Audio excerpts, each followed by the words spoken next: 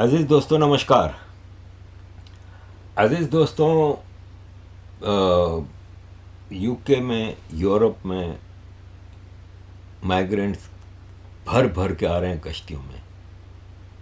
अभी आपने जो स्पेन के हवाले से मोरक्कन्स का जो हमला हुआ था, 80,000 कह रहे हैं, कोई 60,000 कह रहे हैं, उसकी डिटेल में रिसर्च करके आपके सामने कुछ चीज़ें रखूँगा जो आपको चौंका देंगी। इससे पहले सिर्फ इतना बता दूं कि ब्रिटिश नेवी ने रास्ते में कुछ कश्तियां देखी समंदर में माइग्रेंट से भरपूर, तो बजाय इसके कि उनको वापस ले भेज देते, उनको सेफली ला के ब्रिटेन में बिठा दिया। और उसमें एक भी कोई औरत नहीं होती, उसमें कोई बच्चा नहीं होता, उसमें कोई बूढ़ा नहीं होता, सब नौजवान होते हैं। अजीज़ दोस्तों, यूरोप में जेलों में सबसे बड़ी नेशनलिटी कौन सी है? तो बेल्जियम, हॉलैंड, स्पेन और इटली मोरक्कन है। जर्मनी में सबसे ज़्यादा जेलों में तुर्किश हैं। फ्रांस में सबसे ज़्यादा जेलों में अल्जेरियन है। सिर्फ इतना बताना था, आगे आप खुद समझदार हैं। एक आखिरी पॉइंट लेके फिर मैं आता हूँ स्पेन और मोरक्को के मसले के ऊपर। अजीज़ दोस्तों, ये एक आदमी था यूके का, क्रिश्चियन। उसने अपनी गाड़ी पे लिखा जीसस लव्स यू। तो गाड़ी के इंश्योरेंस वाले ने कहा कि जब तक ये हटाओगे नहीं, हम इंश्योरेंस नहीं करेंगे। अजीज़ दोस्तों, यहाँ 90% मुसलमानों की गाड़ी के पीछे लिखा है माशाअल्लाह, अल्लाह सब देख रहा है, अल्लाह सब कर रहा है, अल्लाह के रास्ते पे आओ वगैरह वगैरह। उनको कोई मसला नहीं होता, लेकिन इस क्रिश्चियन देश में जीसस लव्स यू पे मसला है। अब आते हैं अजीज़ दोस्तों, ये जो स्पेन का हुआ मोरक्को के साथ, तो अजीज़ दोस्तों, कॉलोनियल पावर थी आज से 150 साल पहले पूरी दुनिया में। क्रिश्चियन कंट्रीज़, यूरोपियन कंट्रीज़ की कॉलोनीज़ थी। उसमें मेजर सबसे बड़ी इंग्लैंड था, दूसरे नंबर पे स्पेन, फ्रांस, पोर्टुगल, फिर जर्मनी और बेल्जियम की अफ्रीका में कॉलोनीज़ थी। फिर हॉलैंड की, इतना सा हॉलैंड है लेकिन पूरा इंडोनेशिया हॉलैंड के पास था, और साउथ अफ्रीका के पास कुछ जगहें थी। मतलब पूरा यूरोप पूरी दुनिया को कंट्रोल करता था। जब डीकोलोनाइजेशन शुरू हुई ना, तो ऐसे ऐसे इन्होंने ड्रामे किए। मतलब जो आप आज़ाद कर रहे हैं किसी कंट्री को, तो या तो जब आपने कॉलोनाइज किया था उससे पहले की कंडीशंस पे आज़ाद कर दे, ना कि आप नई ड्रामे कर रहे हैं। ऐसे ऐसे बॉर्डर खींचे हैं, ऐसे ऐसे बॉर्डर खींचे हैं कि मैं हैरान हूँ। आप ये देखें, अफ्रीका में ये छोटे छोटे कंट्रीज क्रिएट किए। आप सेनेगल के बीच में ग्रीन जो लाइन देख रहे हैं ना, ये गाम्बिया है। रिवर गाम्बिया जो बहता है ना, उस पर उन्होंने एक लाइन खींच के उसको गाम्बिया बना दिया। आप ये देखें कि इधर आए आप तो नाइजेरिया के साथ छोटे छोटी पट्टियाँ, बेनिन, टोगो, घाना, मतलब ऐसे ऐसे कंट्रीज़ बनाए हैं कि मैं हैरान हूँ कि किस तरह इन्होंने ये ड्रॉ किए हैं बाउंड्रीज़। यही प्लान था इंडिया का भी, कि लेफ़्ट और राइट पे पाकिस्तान बना दिया, और बीच में 500 से ज़्यादा छोटे छोटे कंट्रीज़ बनाने थे। और उसमें कई पाकिस्तान होते, जैसे भोपाल में, जूनागढ़ में, हैदराबाद में कई छोटे छोटे पाकिस्तान बीच में होते। यही प्लान था। आज ये गुजराती वो कहते हैं वल्लभ भाई पटेल को सलाम है, जिन्होंने एक हिंदुस्तान बनाया। ये देखें, ये आपको मैं साउथ ईस्ट एशिया का दिखाऊं। अब इसमें ड्रामे देखें, म्यांमार और थाईलैंड का बॉर्डर देखें आप, किस तरह की वो की गई है। मलेशिया को देखें। और फिर यहाँ पे जब लेटेस्ट आज के ज़माने की बात कर रहा हूँ, पिछले 10, 15, 20, 25 साल की, इंडोनेशिया इतना बड़ा इस्लामिक मुल्क था, इसमें कॉर्नर पे एक इन्होंने बना दिया east Timor, Christian country. Brunei Malaysia से निकाला, मलेशिया से सिंगापुर को आज़ाद किया। और आप इनकी बॉर्डर की लाइन देखें, वियतनाम को देखें, आप थाईलैंड को देखें, किस तरह की बॉर्डरिंग की गई है। यही प्लान थे इंडिया के, कि इंडिया का बेड़ा गर्क करना था इन्होंने।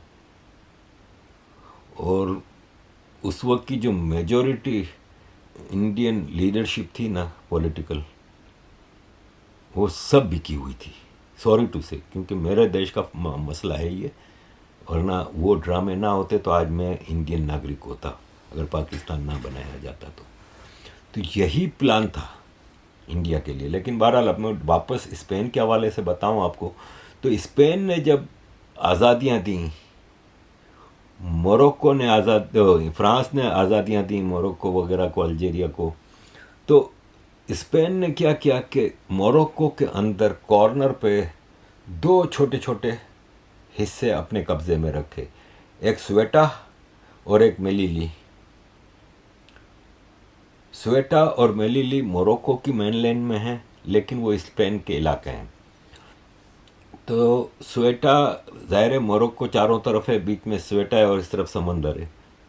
तो अचानक हज़ारों, कोई कह रहा है 80,000 का स्वेटा की ऊपर अपनी पॉपुलेशन 80,000, तो हज़ारों, कोई कह रहा है 50,000, कोई कह रहा है 70,000 लोग आ जाते हैं, स्विमिंग करके आ जाते हैं उधर से, ज़ाहिर है इतना ज़्यादा दूर नहीं, बसों में ट्रकों में भर भर के आ रहे हैं। मोरक्को आपको पता है एक डिक्टेटोरियल कंट्री है, वहाँ का मोहम्मद टू बादशाह जो है, मोहम्मद टू वहाँ का एक एक चीज़ पे कंट्रोल है। इस मोरक्को के अंदर इनकी आर्मी और इनकी इंटेलिजेंस इतनी तगड़ी है कि कभी दो आदमी मिलके गवर्नमेंट के ख़िलाफ़, बादशाह के ख़िलाफ़ आवाज़ नहीं उठा सकते।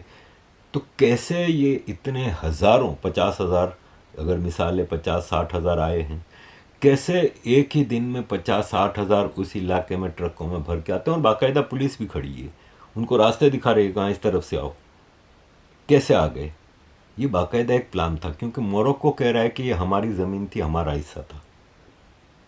तो बात तो सही है, ठीक है, कि ये कॉलोनियल डिज़ाइंस थी। एक मोरक्को के अंदर दो आप छोटे छोटे गांव या इलाके अपने कब्ज़े में ले लेते हैं, लेकिन मैं ये कहता हूँ कि फिर गलत है तो पूरी कॉलोनियल डिज़ाइनिंग को भी गलत डिक्लेयर करो। फिर पाकिस्तान और बांग्लादेश जैसे नासूर देश आपने जो बनाए हैं अंग्रेज़ों ने, उसको भी नलीफाई करो। अगर आप उसको वापस इंडिया में नहीं दे सकते तो आज उनको फिर ओरिजिनल जो इनमें कंट्रीज़ हैं, सिंधु देश है, आज़ाद बलूचिस्तान है, पख्तूनिस्तान या अफ़गानिस्तान का जो हिस्सा आपने केपी बनाया हुआ है, उन सबको आज़ाद करो। फिर बांग्लादेश के फिर बाकायदा जो हिंदू इलाके हैं वो उनको अलग करो बांग्लादेश से।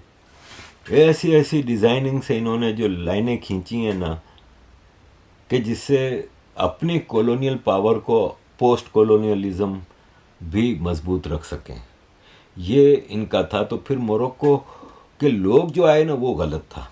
और लोग इसमें यह भी कहते हैं कि चूंकि मोरक्को का स्पेन का जो प्राइम मिनिस्टर प्रेसिडेंट है पेड्रो सांचेज, वो शुरू से इज़राइल को क्रिटिसाइज़ कर रहा है, गज़ा करता है, क्योंकि वो लेफ़्ट का, इंटरनेशनल लेफ़्ट के इकोसिस्टम का हिस्सा है, जॉर्ज सोरोस की ऑर्गेनाइजेशन से बड़ा करीब है, इसको स्पेन में बाकायदा जिताया गया है। तो उसका और मोरक्को का इज़राइल के साथ बहुत करीबी ताल्लुक़ है। अरब कंट्रीज़ में इजिप्ट, जॉर्डन और मोरक्को, ये तीन इज़राइल के सबसे अच्छे दोस्त हैं। तो कहा यह भी जा रहा है कि अमेरिका और इज़राइल ने स्पेन को सज़ा देने के लिए इन लोगों को भेजा। देखें, ये भी नहीं है कि इसमें डेस्परेट लोग थे, कि जो गरीब थे, कि अपनी ज़िंदगी बनाने के लिए गए थे। अब आप ये देखें कि ये लड़का ये उधर गया, डिज़ाइनर्स कपड़े पहने हुए थे, आईफोन इसके पास था, उसकी एक अपने इंस्टाग्राम पे पिक्चर है जिसमें ये स्पोर्ट्स कार ड्राइव कर रहा है। तो ऐसा नहीं है, ये बाकायदा एक साजिश थी। साजिश के तहत लोगों को वहाँ भेजा गया, और वहाँ रहने वालों के साथ जो हुआ, इतने रेप हुए हैं। बाद में ये कहा जा रहा है कि वापस चले गए, वापस सारे तो नहीं गए ना यार, ठीक है ना, 25,000 गए, 60,000 गए, मुख्तलिफ फिगर आ रहे हैं, लेकिन सारे तो नहीं जाएंगे। और जाने की भी इनकी मजबूरी थी, क्योंकि स्पेन के जो उधर के लोकल रेसिडेंट थे, उन्होंने अपनी दुकानें, अपने सब कुछ बंद करके, घरों को जल्द बंद करके अंदर बैठ गए। अब ये लोग आए थे भूखे पेट, कुछ लेके तो नहीं आए थे, खाने पीने को इनके पास कुछ था नहीं। 24 घंटे जब भूख बर्दाश्त नहीं हुई तो फिर इनको स्पेनिश आर्मी भी आ गई, तो उन्होंने कहा कि चुपचाप चले जाओ भाई। तो वापसी के रास्ते इनको दिखाया कि इधर से पैदल चले जाओ, तो ये लोग फिर पैदल वापस निकल गए। लेकिन अगेन सारे तो नहीं गए, लूट मार खूब हुई, दुकानें तोड़ी गई, सुपरमार्केटें तोड़ी गई, एक से एक चीज़ें हुई हैं। लेकिन अज़ीज़ दोस्तों, ये एक साजिश थी, साजिश के तहत हमले कराए गए। और बदकिस्मती से मुसलमान कंट्रीज़ ज़्यादातर इस तरह की साजिशें ही करते हैं, क्योंकि इनके अंदर टप्पड़ है नहीं, इनकी इतनी औकात नहीं है कि ये लड़ सकें।